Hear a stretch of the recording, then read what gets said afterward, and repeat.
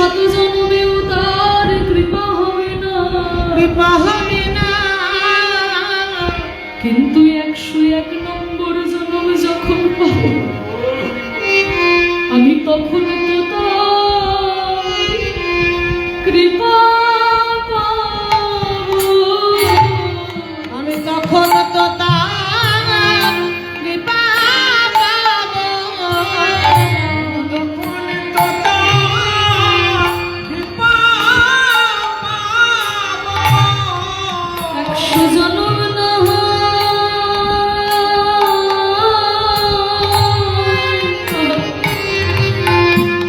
আমি কেঁদে কাটাবো,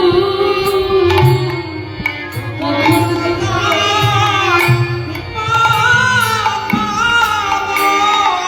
100 জন্ম না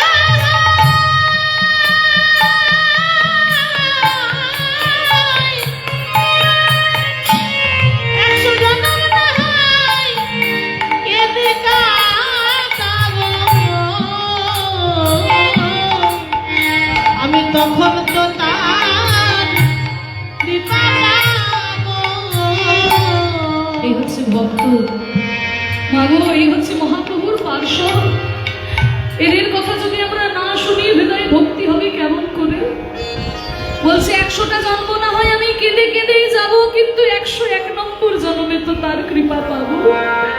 কোনোদিন কৃপা হবে না তা তো প্রভু বলেননি। এই কথা যেই মুকুন্দের মুখে শুনেছে আর কি প্রভু থাকতে পারে? মুকুন্দকে একেবারে কাছে ডেকেছে, মুকুন্দকে কাছে ডেকে মুকুন্দের মাথায় হাত বুলিয়ে দিচ্ছে আর মুকুন্দ কাঁদছে।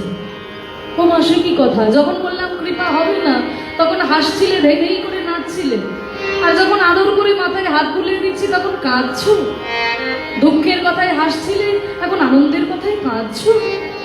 বলে ঠাকুর তুমি যে আমায় মাথায় হাত বুলিয়ে দিচ্ছ তাই তো কাঁদছি ঠাকুর, কারণ যাকে তুমি বেশি ভালোবাসো তাকেই তো তুমি বেশি ব্যথা দাও।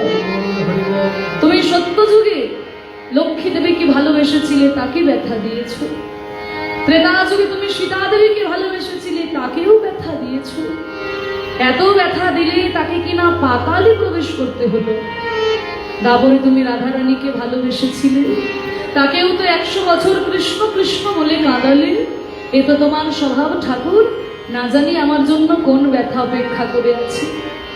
না না মুকুন্দ, আমি তোমাকে ব্যথা দেবো বলে কাছে ডাকিনি গো, আমি তোমাকে একটা আদেশ করবো, তুমি রক্ষা করবে। ঠাকুর আমি শাস্ত্র জানি না, আমি পুরাণ জানি না, আমি জানি শুধু তোমার মুখের বাক্য, বলো আমায় কি আদেশ দেবে। তবে শোনো আমার আদেশ, ফিরে যাও, ফিরে যাও শ্রীখণ্ডে, ফিরে যাও, ফিরে যাও, ফিরে যাও, ফিরে যাও,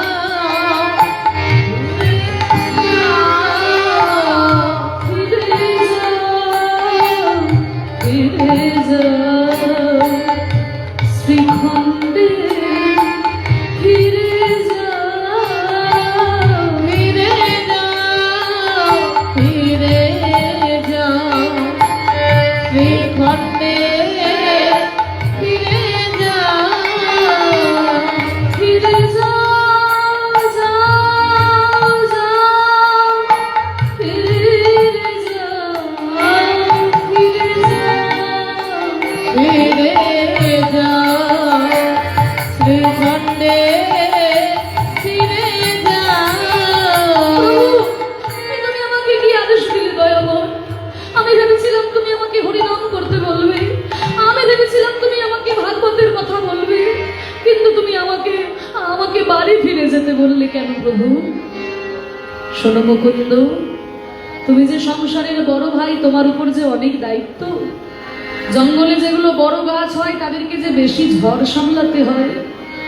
যাও মুকুন্দ, তুমি গিয়ে সংসারী হও, বিবাহ করে সংসারী হও, আর সংসারে থেকেও যে হরিনাম করা যায় তুমি গিয়ে প্রচার করো। আর দ্বিতীয় আদেশ, তোমার বংশের যে গোপীনাথ, ওই গোপীনাথের পুজো যেন কোনোদিন বন্ধ না হয়। আর তৃতীয় আদেশ, তোমার বংশের যে কাজ চিকিৎসা, এই চিকিৎসা যেন কোনোদিন বন্ধ না হয়। কেন জানো? কারণ এই চিকিৎসা করে যদি কারোর মনে শান্তি দিতে পারো, জানবে তুমি সরাসরি ভগবানের সেবা করছো। যাও, এই তিনটে দায়িত্ব তোমায় দিলাম। তুমি দাঁড়ে দাঁড়ে গিয়া জীবের চরণে ধরিয়া, দাঁড়ে দাঁড়ে গিয়া জীবের চরণে ধরিয়া, দাঁড়ে দাঁড়ে গিয়া জীবের চরণে ধরিয়া, দাঁড়ে দাঁড়ে গিয়া জীবের চরণে ধরিয়া, হরি নাম হরি নাম বিলাস।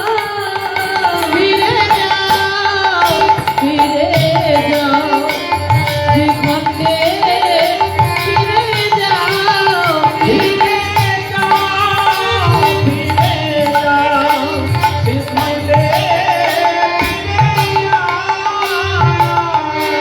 প্রভু, প্রভু সংসারে থাকলে কি আমায় ঠাকুর ভালোবাসবে? যারা সংসার পরিত্যাগ করে ভগবানের নাম করে তারা তো ভগবানের প্রিয় হয়। আর আমি যদি এই মায়ার বন্ধনে পড়ে থাকি, সে কি মুকুন্দ? তুমি ওই নারদের ঘটনাটা শোনো নাই? কোন ঘটনা প্রভু? তবে শোনো। একদিন নারদ মুনি ভোরবেলায় ঘুম থেকে উঠে দেখে কি নারায়ণ কাঁদছে। নারদ এসে বলছে, ঠাকুর এই ভোরবেলাতে উঠে তুমি কাঁদছো কেন? নারায়ণ বলছে, নারদ কেন কাঁদছি জানো? এই সকালবেলায় উঠে একজন গৃহী ভক্ত, একজন সংসারী লোক আমার নাম করে কাঁদছে, আমার নাম করছে। নারদ কেঁদে উঠলো, ঠাকুর কোথাকারকে নাম সাম যদু মধু তোমার নাম করছে বলে তুমি কাঁদতে বসেছো? আর আমি প্রতিদিন বিনা বাঁচিয়ে তোমার নাম করি, আর কই কোনোদিন তো তুমি আমার জন্য একবার কাঁদো না। নারদ, তোমার জন্য কাঁদি না বলে তোমার দুঃখ হচ্ছে? বেশ বেশ, তোমার জন্য কাঁদবো। তা তুমি একটা কাজ করতে পারবে? প্রভু, তুমি যদি আমার জন্য কাঁদো, তুমি যা বলবে তাই করবো। বলে ঠিক আছে নারদ, বেশি কঠিন কাজ নয়, তোমাকে এই তেলের বাটিটা দিলাম। এই তেলের বাটি একদম কানায় কানায় ভর্তি তেল, এক ফোঁটাও তেল যেন কোথাও না পড়ে। এবার কানায় কানায় ভর্তি তেলের বাটি নিয়ে নারদ মাগো খুব সাবধান, এক ফোঁটা তেল পড়ে গেলেই তো নারায়ণ আর কাঁদবে না। বিনাটাই যত ঝামেলা, বিনাটাকে নামিয়ে রেখেছে।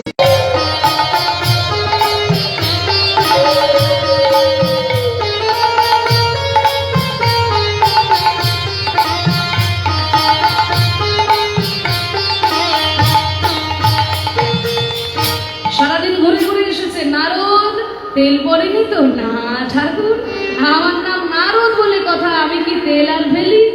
বাহ বাহ বাহ। আচ্ছা নারদ, ওই তেলের বাটি নিয়ে ঘোরার সময় তুমি কবার আমার নাম করেছো? না।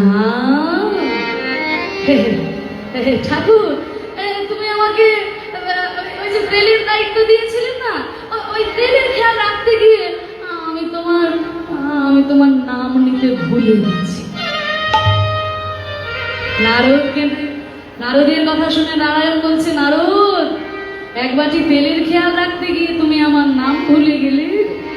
আর যারা সংসারী মানুষ তারা তেলের খেয়াল, ডালের খেয়াল, চালের খেয়াল, নুনের খেয়াল, পিতা মাতার খেয়াল, স্ত্রী পুত্র পরিজনের খেয়াল, এত কিছু খেয়াল রেখেও খেয়াল করে যে আমার নাম করে, আমি তার জন্য কাঁদবো না? নিতাই তুমি দাঁড়ে শ্রীখণ্ডে ফিরে যাও, ফিরে যাও, ফিরে যাও, শ্রীখণ্ডে ফিরে যাও। তাই হবে গৌর হরি, তোমার ইচ্ছা মতো আমি হরি নাম করবো, কৃষ্ণ নাম করবো, সংসারী হব আর চিকিৎসা করবো। প্রভু, এতেই যদি তোমার সুখ হয় আমি তাই করব। মুকুন্দকে চিকিৎসায় মন দিল, এত সুন্দর চিকিৎসায় তার নাম ডাক ছড়িয়ে পড়লো যে দেশ বিদেশ থেকে যত লোক আসে একবার যে চিকিৎসা করায় আর তাকে কোনোদিন অন্য কবিরাজ দেখাতে হয় না। তা তখনকার দিনে সারা বাংলার যিনি নবাব হুসেন শাহ, তার হলো অনেক বড় বড় কবিরাজি তো আমরা এনেছি, কেউ তো আপনার রোগ সারাতে পারে না। আরে টাকা দিলে কোনোদিন কবিরাজের অভাব হয় না, যেখানে পারে যত বড় কবিরাজ আছে নিয়ে এসো আমার কাছে। হুজুর একজনের সন্ধান পেয়েছি। কি নাম তার? তার নাম মুকুন্দ কবিরাজ। যাও নিয়ে এসো তাকে, যত টাকা লাগে তাকে নিয়ে এসো। হুজুর ওইখানেই তো অসুবিধে, অন্যান্য কবিরাজ টাকার লোভে ছুটে বেড়ায়, আর মুকুন্দ কবিরাজ টাকার ভয়তে কোথাও যায় না। তার চিকিৎসা করাতে হলে আপনাকে ছদ্মবেশে তার বাড়ি যেতে হবে। এত বড় কবিরাজ, আমি যাবো ছদ্মবেশে, তাই হবে। তবে রোগ যদি সারাতে না পারে, তবে তার একদিন কি আমার একদিন। তা দেখুন নবাবে করেছে কি, ফকিরের বেশ ধরেছে, ছেঁড়া একটা কাপড় আলখাল্লা করে ফকির সেজেছে, সেজে যাচ্ছে ওই শ্রীখণ্ড গ্রামে। শ্রীখণ্ড গ্রামে এসে একটু দূরে মানে হাতি থেকে নেমেছে, দলবল সব সেখানে থেকে নিজে ওই ফকির সেজে যখন গ্রামের মধ্যে প্রবেশ করেছে, একজনকে জিজ্ঞাসা করছে, ও ভাই এইটা শ্রীখণ্ড গ্রাম তো? হ্যাঁ, এটা শ্রীখণ্ড গ্রাম। এখানে মুকুন্দ কবিরাজের বাড়ি কোনটা বলতে পারে? হ্যাঁ, বলতে পারি।